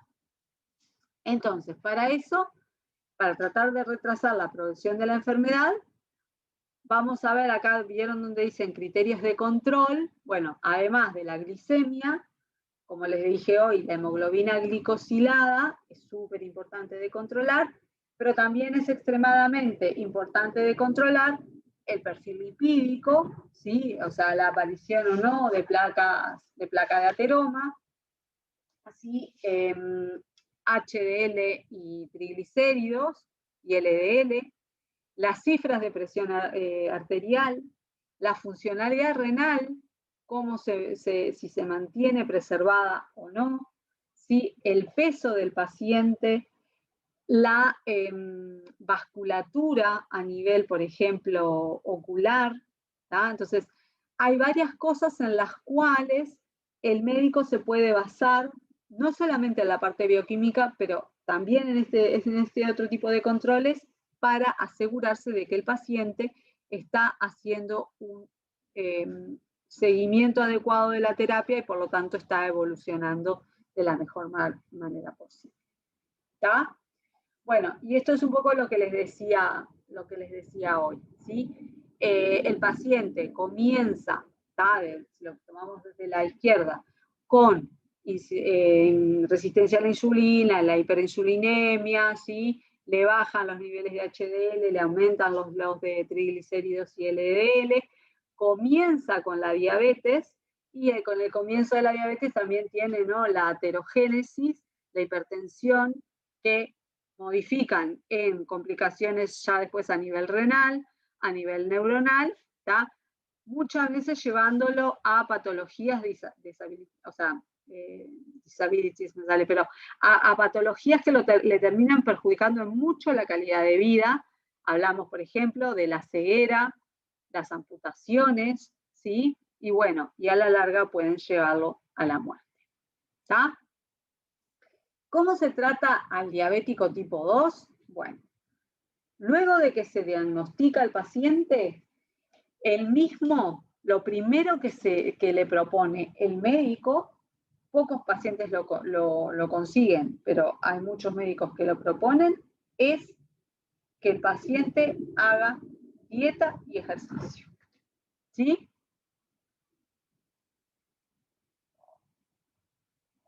Dieta y ejercicio para tratar de alcanzar niveles de glucosa, ¿sí?, por debajo de 1 y niveles de hemoglobina glicosilada por debajo de 7. Esto se prueba durante 3 meses. ¿Tá? Luego, si de ese periodo el paciente mantiene niveles de hemoglobina glicosilada por arriba de 7, lo que se hace es, se instaura el primer fármaco de elección, que es la metformina. ¿Tá? Hay que tener en cuenta, ¿tá?, que siempre la metformina hoy en día es el fármaco de elección. ¿Tá? Antes la metformina estaba como en el segundo escalón, porque sobre todo se dejaba reservado si el paciente tenía sobrepeso, ¿tá? Porque la metformina ayuda a disminuir el peso del paciente. Hoy en día, ¿tá?, la metformina ha pasado a ocupar el primer lugar del tratamiento de la diabetes tipo 2, ¿tá? Pero como verán en el cuadrito azul dice, en sujetos normopesos o intolerantes, porque la metformina causa ciertos efectos que pueden llegar a ser incómodos, se puede utilizar una sulfonilurea. ¿Ah? Si luego de 3 meses, y habiéndose asegurado que el paciente cumple correctamente con la medicación, el paciente nuevamente vuelve a tener un control en que la hemoglobina glicosilada está por arriba de 7, ¿tá?, ahora sí instaura una sulfonilurea. ¿Tá? Nuevamente acá, estos dos son los más viejos, pero si ven el cuadrito azul que está a la izquierda, dice, en sujetos que no son tolerantes a la metformina, pueden utilizarse inhibidores de la DPP4 o incretinomiméticos o glitazonas. ¿Tá? En general, si ya, ¿sí?, después el paciente con una combinación de 2, ¿sí?, no logra el control, ¿tá?, se pasa a insulina basal. ¿Tá? Insulina basal quiere decir una insulina tipo NPH, o en el mejor de los casos de pemiroglargina, de forma de mantener la cantidad de insulina básica a lo largo de todo el día, ¿sí?, de una forma de poder coadyuvar a la medicación oral. ¿Tá? Esto que acá dice 3 meses, bueno, esto es un algoritmo de tratamiento específicamente del Plan Nacional de Salud, de no me acuerdo dónde, pero en general, bueno, el diabetólogo va ajustando las cosas de acuerdo, porque además es importante, ¿no? Uno empieza con metformina en las dosis más bajas, porque trata de que no les den los efectos adversos gastrointestinales, que son bastante incómodos y los pacientes rechazan, ¿tá? Y es lo mismo, después de que capaz que está la metformina en dosis máximas y aún así el paciente mantiene los niveles de hemoglobina glicosilada altos, bueno, instaurará un nuevo fármaco. ¿Tá?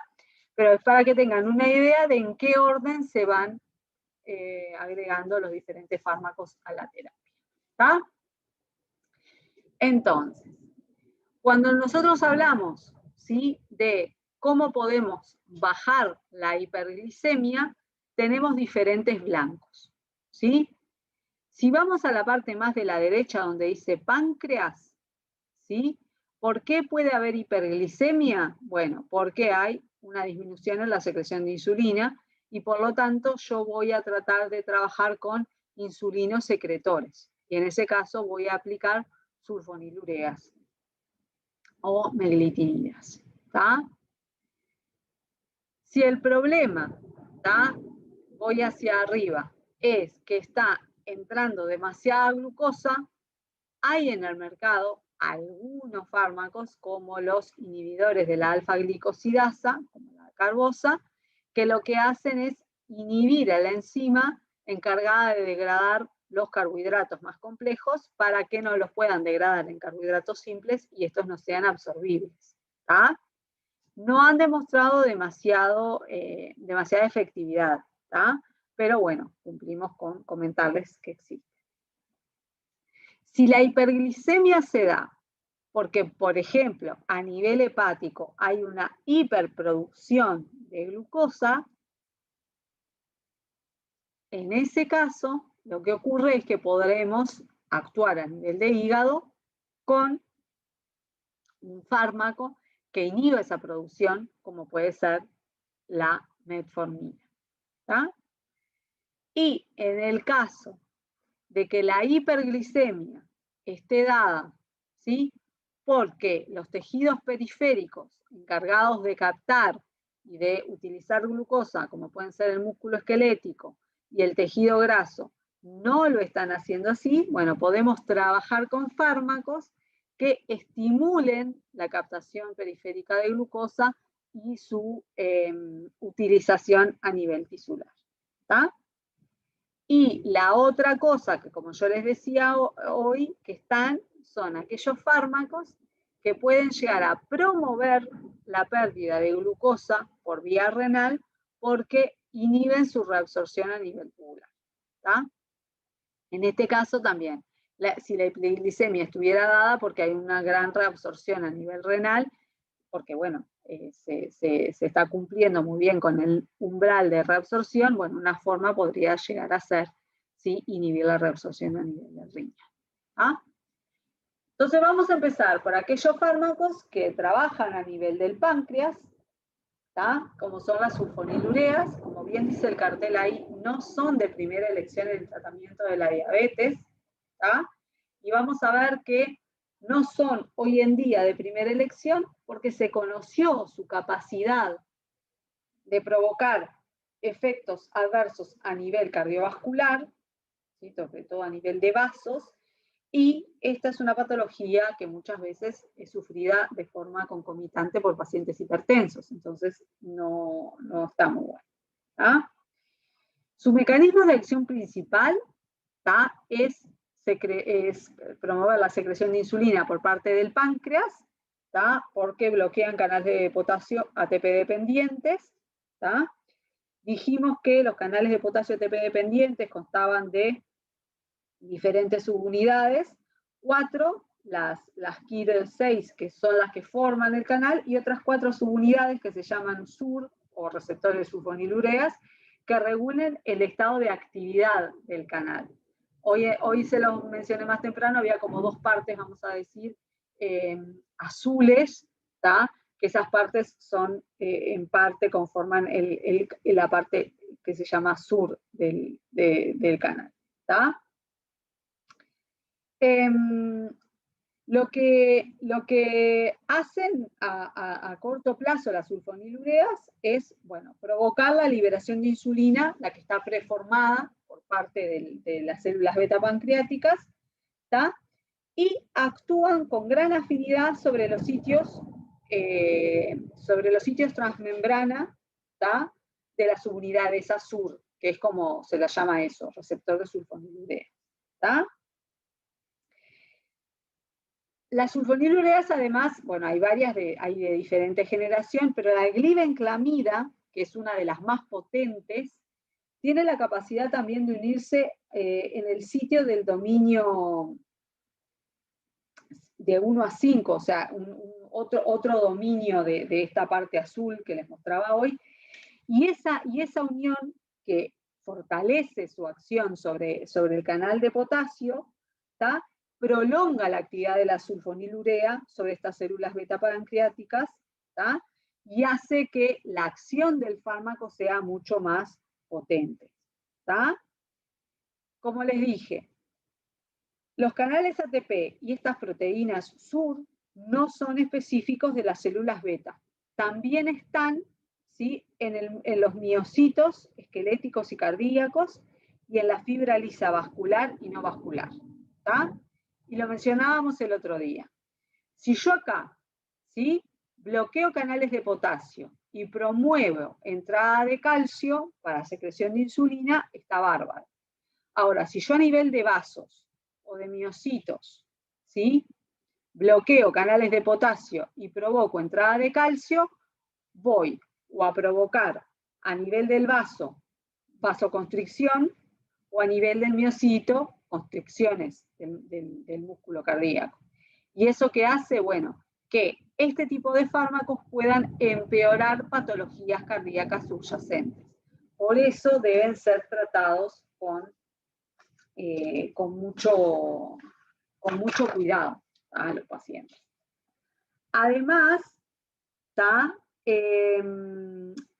vamos a decir, de favorecer, ¿sí?, la liberación de insulina por su acción sobre estos receptores, también favorece la liberación de insulina que está dado por un mecanismo no potasio dependiente, no del todo claro, ¿tá? Se piensa que puede llegar a tener también acción, ¿sí?, sobre el número de receptores de glucosa, ¿tá? O sea, aumentar el número de receptores de glucosa a nivel de los órganos blancos, y eso obviamente mejora la sensibilidad a la insulina de los órganos blancos, ¿tá? Y que por su acción a nivel de los receptores de insulina, a nivel, por ejemplo, hepático, disminuye la producción hepática de glucosa y disminuye la gluconeogénesis. ¿Está?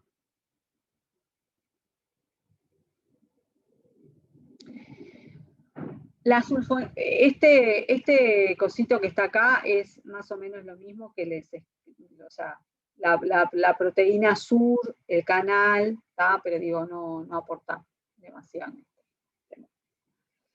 Bueno, dijimos, son hipoglicemiantes porque actúan directamente a nivel pancreático, ¿tá?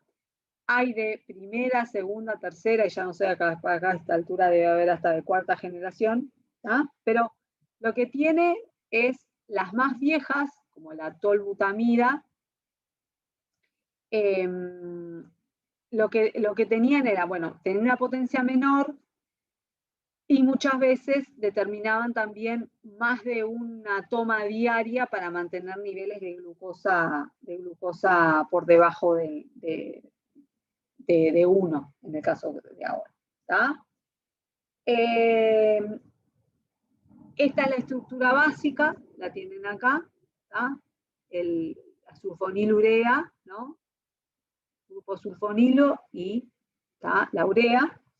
Y las sustituciones en el anillo en general originan compuestos más potentes y les modifican en parte las propiedades cinéticas. ¿Tá? Las de segunda y tercera generación pueden llegar a ser 100 veces más potentes que las de primera. ¿Tá? Tienen semividas, dependiendo de las sustituciones, pueden ser bastante cortas o bastante largas, no se puede generalizar, pero lo que sí tienen es una duración de acción de entre 2 y 24 horas. ¿Y eso qué hace? Bueno, mejora la adherencia por parte del paciente, porque permite administraciones capaz que 2 veces al día y con eso el paciente hace un mejor cumplimiento de su terapia. ¿Tá? La glimepirida, ¿sí?, además de actuar sobre el páncreas, dijimos que podían llegar a modificar los niveles de receptores GLUT. Bueno, la glimepirida es muy activa sobre el tejido adiposo y sobre el músculo y modifica, o sea, aumenta los receptores GLUT4 y GLUT1 en páncreas y tejido adiposo. Y eso también, entonces, modifica la sensibilidad de estos tejidos a la glucosa. ¿Está? Bueno, acá tienen, ¿sí?, las semividas, ¿tá? Fíjense, por ejemplo, que la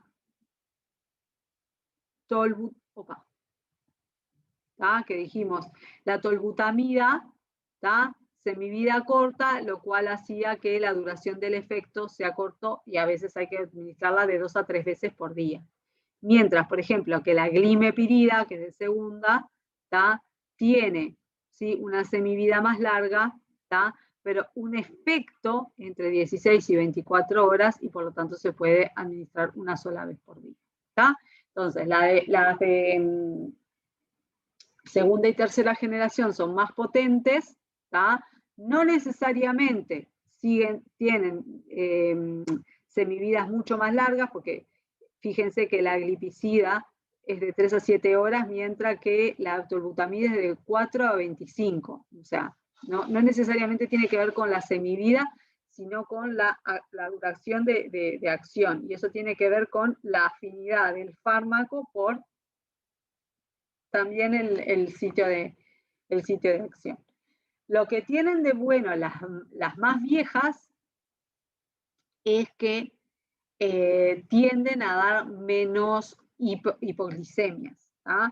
Y entonces, en el caso muy raro, pero bueno, que a un paciente adulto mayor necesitaran incorporarle una sulfonilurea, muchas veces es mejor que le incorporen una tolbutamida o una cloropropamida que una glimepirida, glibenclamida, que en general tienden a producirle mayor cantidad de episodios de hipoglucemia. ¿Está? Esto ya lo hemos visto. Bueno, desde el punto de vista de la seguridad, ¿sí? Bueno, de la eficacia, vamos a empezar de forma ordenada. De la eficacia. Tienen una respuesta positiva entre el 60 y el 70% de los pacientes. Ocurre que a veces aparece, como después de un tiempo, como una falla en el tratamiento, como que pierde la capacidad de bajar la glucosa, y esto muchas veces está asociado también con una falla del propio páncreas, y de la secreción de insulina por parte del páncreas del paciente.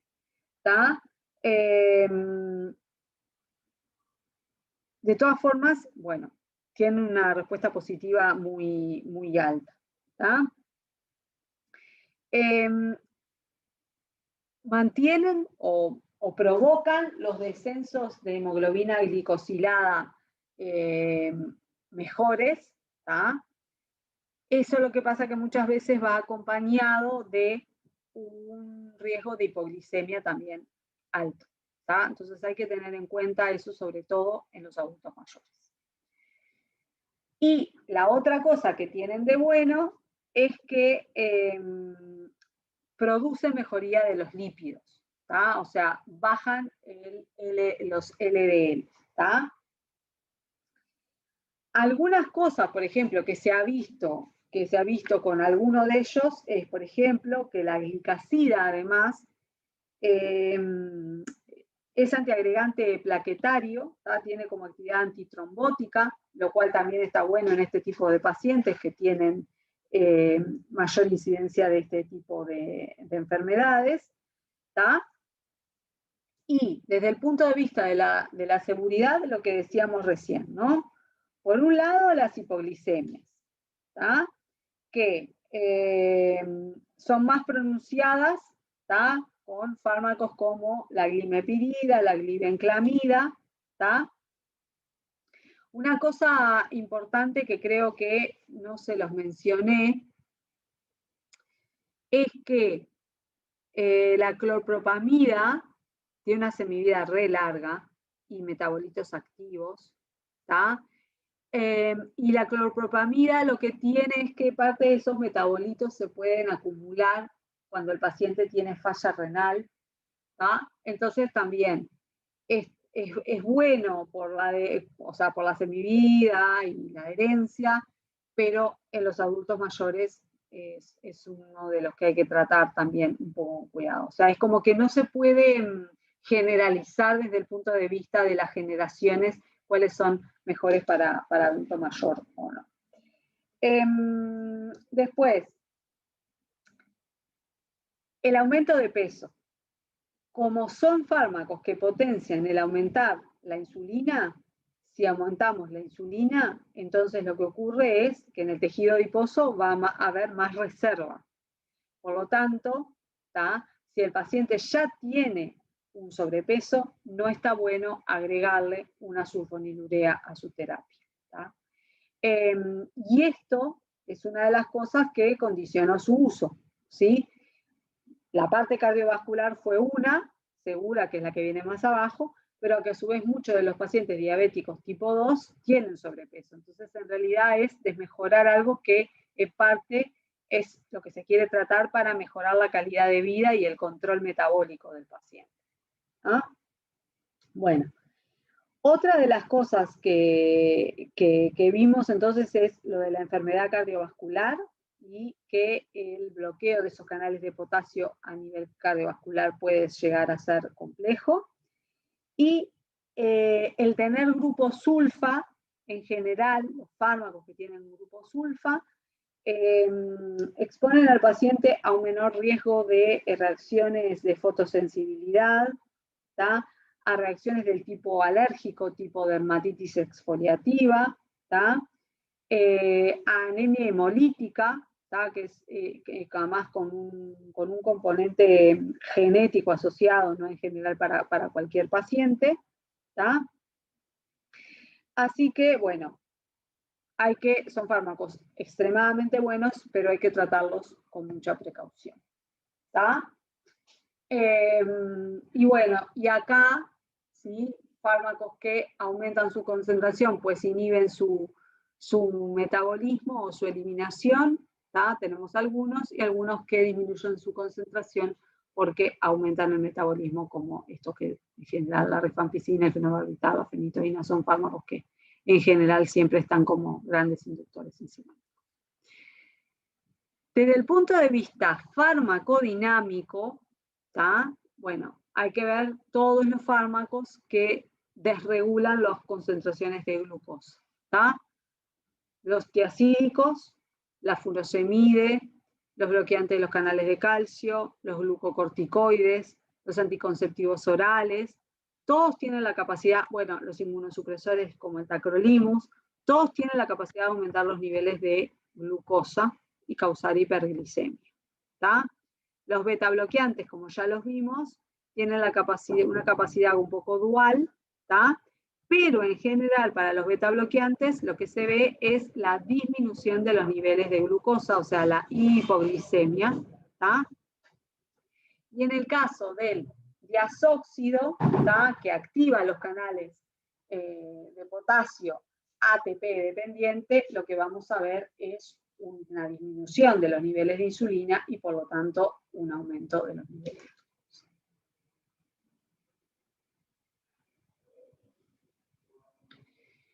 Las meglitinidas. Las meglitinidas, chiquilines, son, como yo les decía, como las primas hermanas, ¿tá? De las sulfonilureas, ¿tá? La meglitinida salió, ¿no? Como la secuencia no sulfónica de la glibenclamida, ¿tá? O sea, tiene como la misma estructura sin tener la parte sulfónica de la glibenclamida. También se une, ¿sí? al receptor de sulfonilureas al sur, ¿tá? Tiene una gran afinidad sobre todo por los canales pancreáticos, ¿tá? Y se ve menor afinidad, por ejemplo, por los otros canales de potasio, como los cardiovasculares, por ejemplo. Eso está bueno desde el punto de vista de la seguridad, ¿tá? Lo que tienen estos fármacos es que su unión al receptor de sulfonilureas o esa proteína que acompaña el canal de potasio ATP dependiente es dependiente de glucosa. O sea, en ausencia de glucosa, o mejor dicho, cuando los niveles de glucosa son relativamente bajos, ¿tá? Las meglitinidas no tienen una gran capacidad de acción, ¿tá? O sea, se supone que entonces su dinámica para asociarse a la proteína sur está supeditada a los valores de glicemia postprandial, ¿tá? Y eso las hace muy buenas para eso, para el control de las glicemias postprandiales. Como dice ahí, vieron que abajo de PK dice uso preprandial múltiple, disminuye picos postprandiales de glucosa. O sea, es como el análogo de una insulina rápida. O sea, yo la doy antes de comer y sé que el paciente va a tener un mejor control de la glicemia postprandial, porque no le va a subir tanto la glucosa. ¿Tá? Pero eso también acota su uso, porque tienen una semivida muy corta, ¿tá? Entonces van a mantener los niveles de insulina altos por un tiempo muy cortito. Y eso tampoco ayuda mucho. De ahí que su uso, ¿sí?, esté bastante acotado. ¿Tá? Pero el mecanismo de acción sería entonces el mismo, ¿no? Nada más que su unión está determinada por los niveles de glucosa circulante. ¿Tá? Bueno, tienen un comienzo de acción rápido y una duración de acción corta. ¿Tá? Tiene metabolización hepática por CYP3A4 y después glucuronidación, pero también tiene cierta parte de excreción renal, o sea que ahí hay que a veces ajustar la dosis. ¿Tá? Y si bien dice ahí efecto secundario principal la hipoglicemia, producen mucho menos hipoglicemia que las sulfonilureas, porque la hipoglicemia que producen, ¿tá?, no se va a ver exacerbada porque su unión depende de la cantidad de glucosa. ¿Tá? Algo que es importante es que sería ideal combinar quizás este tipo de fármacos, ¿sí?, con los otros que tienen acción a nivel de todo el día, porque el control de la glicemia postprandial es uno de los objetivos más importantes de la diabetes tipo 2. Bueno, de la diabetes en general, pero en este caso de la diabetes tipo 2. Entonces, estaría buenísimo poder administrarlos. Lo que pasa que implicarían, o sea, no existe la coadministración de sulfonilureas y de militinidas por el riesgo de causar una hipoglicemia grave, pero en realidad estas vendrían a ser como el análogo, ese análogo rápido de las insulinas, que sería para el momento de las comidas y estaría muy bueno que se dé. Los secretagoguos de insulina, ya sean las sulfonilureas o las meglitinidas, ¿tá?, su uso en diabetes mellitus tipo 2, ¿tá?, se da en general en pacientes mayores, ¿no?, de 40 años, ¿no?, por lo que decíamos, ¿no?, porque es en el momento que se diagnostica la enfermedad. ¿Tá? Entonces hay que tener en cuenta de tratar de poder usar las dosis más bajas posibles de los fármacos. ¿Tá? Recordar siempre cuáles son las potencias y las semividas, ¿tá?, de cada uno. La tolbutamida, que es la menos potente, bueno, reservarla para los ancianos, ¿sí? La clorpropamida, que yo le decía, es por hablar de las dos de primera generación, ¿no?, que es la que tenía la acción prolongada. ¿Tá? Y por ejemplo, capaz que si el paciente es muy reacio al tratamiento y sabemos que manteniéndole una dosis diaria lo va a cumplimentar mejor, puede ser ese el caso. Y tener en cuenta que la potencia de las de segunda y tercera generación puede llegar a ser más de 100 veces las de la primera generación. ¿Ah? Bueno, chiquilines, con esto vamos a dar por terminada la clase de hoy. ¿Tá? Y la clase que viene vamos a terminar la parte de tratamiento de diabetes y vamos a ver si empezamos continuamos con alguno de los temas de cardiovascular. ¿Tá? Bueno, nos estamos escuchando dentro de unos días. Que pasen bien.